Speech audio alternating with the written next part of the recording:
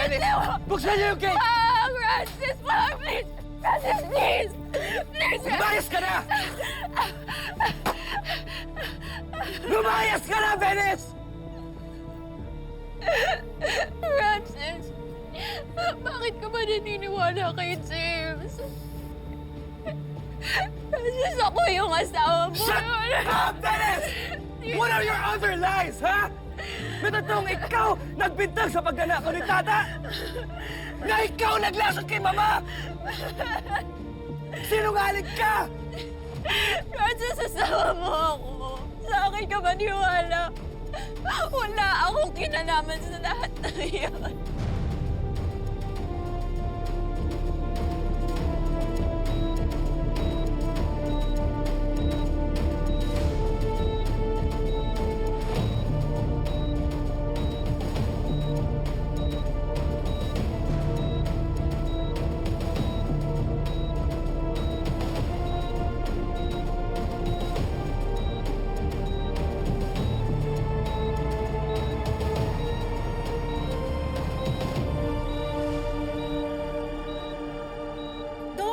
Dok, gising na po ang pasyente.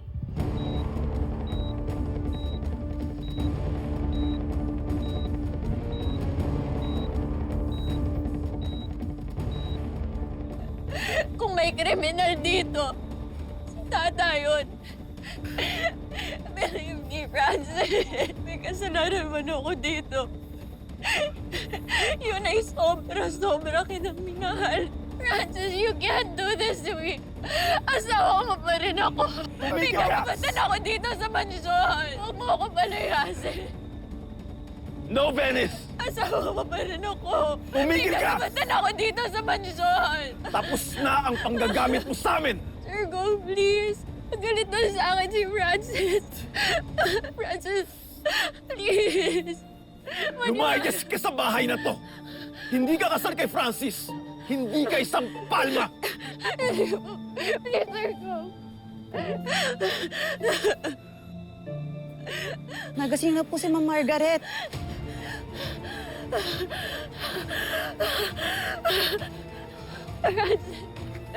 Francis, please. Huwag ka papasok dito!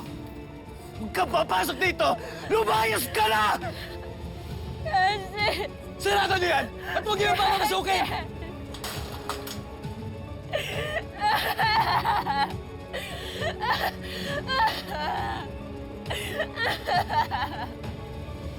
Bakit nangyayari ito sa akin? Sira na yung buhay ko.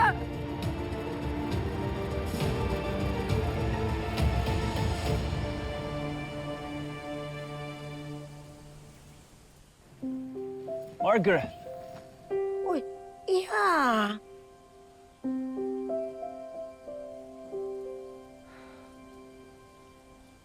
I'm alive, I'm awake, and I'm well. And pinayagan na rin ako ng doctor to be moving about. Nabore ako sa kwarto ko. Temporary lang ako sa wheelchair na to. Bukas, pwede na akong tumayo. I'm so happy, Mama. You know, we didn't even expect this day would come. Ang tagal mong nakoma, Mama. And I'm just really glad you're back. All's well, Margaret. All's well. At napakulong na rin natin yung nanlason sa'yo. She can rot in jail. At nagbabayad na rin yung gwapang yan sa kasalanan niya. Ano, mamita? Pinakulong mo si Guapa? Malakas ang ebidensya against her. May witness na nagsabi na siyang nanlason sa'yo. Eh, yung Tata nga yan, dapat damay yan eh. Inako lang ni Gwapa lahat ng kasalanan. No, mamita! Oh. No, they're innocent. Wala silang ginawang masama. Margaret, ano ibig mo sabihin? Enough of that.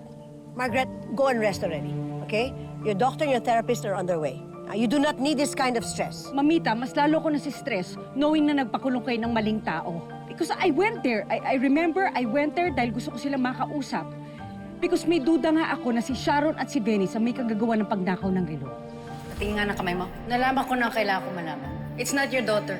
Dahil wala siyang sugat sa kamay eh.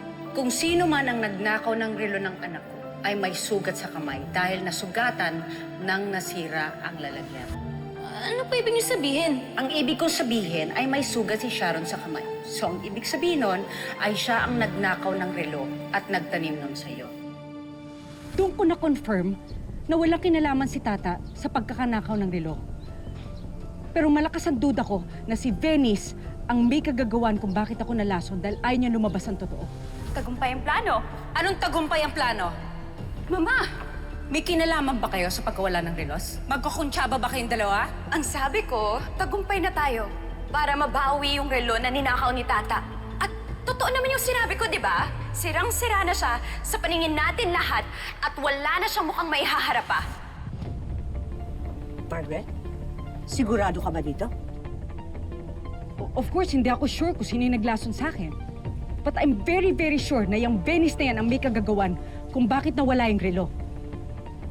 Magkakuntsaba sila ni Sharon. Kaya pala ang Sharon, umuwi ng probinsya, nagtatago pala. May mabahang sekretong tinatago palang babaeng yun. Napakawalang hiya niya talaga. Ibig sabihin nito, nagsasabi ng totoo si Tata this whole time. Nagkamali tayong lahat. Sus, Kimo.